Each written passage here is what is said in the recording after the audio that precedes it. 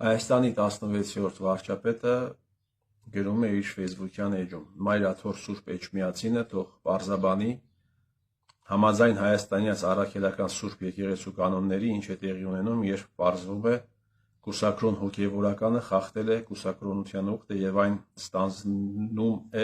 ստանձնելուց հետո զավակ է ունեցել։ Ողբերգություն է, հարգելի բարեկամներ, որ նման մեղադրանքը հնչում է ոչ թե որովհետև մեղադրողը ցանկանում է առողջացնել եկեղեցին, այլ ողբերգություն է, որ նման մեղադրանք է ներկայացնում մի մարդ, ով վերջին տարիների ընթացքում իրականացրել է հայ ժողովրդի գլխին միջազգային մասշտաբի մի շարք հանցագործություններ։ Եվ նա այս ամենը իրականացնում է ոչ թե որովհետև ուզում է, ինչպես ասացի, առողջացնել, այլ ավելի տկարացնել եկեղեցին եւ ամբողջապես գցել իր հանցավոր իշխանության ազդեցության տակ։ Ողբերգություն է նաեւ այն, որ այս մեղադրանքը, որ կաթողիկոսը խախտել է կուսակրոնության ուխտը, համարյա կասկած չի առաջացնում, որ համապատասխանում է իրականությանը։ Սա էլ է ողբերգություն։ Եկեք անկեղծ խոսենք, հարգելի բարեկամներ, սա ողբերգություն է։ Մեկ այլ խայտառակություն նրանում է, որ հայ առաքելական եկեղեցին այսօր փորձում են պաշտպանել մարդիկ, ովքեր առնվազն հանրային տիրույթում, մեդիա տիրույթում փորձում են պաշտպանել մարդիկ, ովքեր ենթարկվում են մի խմբի, որի ներկայացուցիչները, որի պարագլուխը տարիներ շարունակ կեղեքել է Հայաստանի Հանրապետությունը,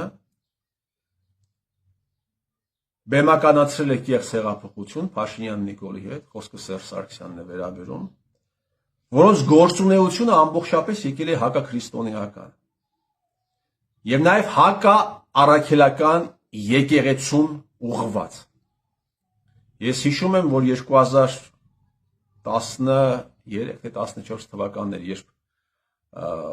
նշանակվեց Շիրակի մարզպետը Ֆելիքս Ցոլակյանին ուղղակի ասել էին, որ առաջինը Գյումրիում կգնաս այցելության ոչ թե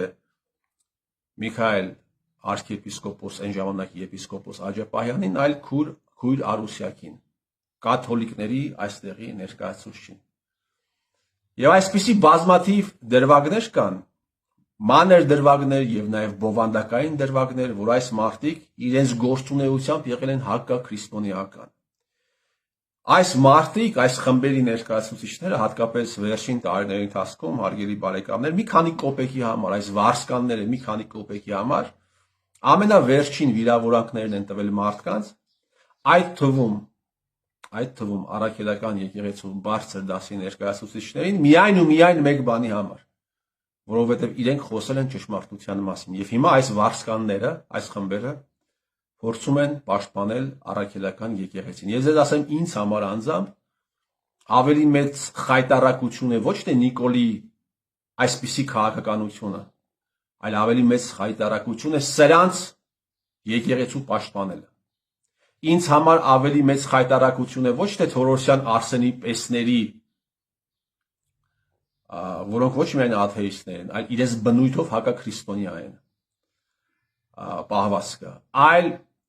հանրապետական եւ հանրապետականամերձ մարդկանց պաշտպանությունը ուղղված եկեղեցի։ Այս սա է ողբերգությունը։ Ես ուզում եմ, որպեսզի մենք ամեն ինչ շատ պարզ չէ, հա, ես ուզում եմ, որպեսզի մենք այն մարդիկ, ովքեր հատկապես հետևում են իմ խոսքին, ավելի ընդհանրական ռակուրսից նայեն տեղի ունեցողին։ Վերջին տարիների վերջին տասնամյակների կարելի ասել քրիստոնեական աշխարհի ամենալուսավոր դեմքերից մեկը Ալեքսանդր Մենը, ով 1990 թվականի սեպտեմբերին սպանվեց, եթե ճիշտ եմ հիշում, ուղղակի տապորով խփել էին մենին եւ նա սեպտեմբերին մահացավ եւ շքան գիտեմ նաեւ այդ հանցագործությունը բացահայտված չէ, իր գրքում գրում է հետեւյալը. «Нельзя быть христианином, если нет внутренней убежденности в истине Христова, и нельзя им также быть, если не ставишь своей задачей исполнение нравственных заповедей». Այն մարդիկ, ովքեր իրենց գործունեությամբ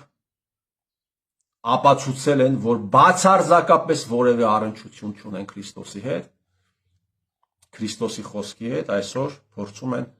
պաշտպանել առաքելական եկեղեցին։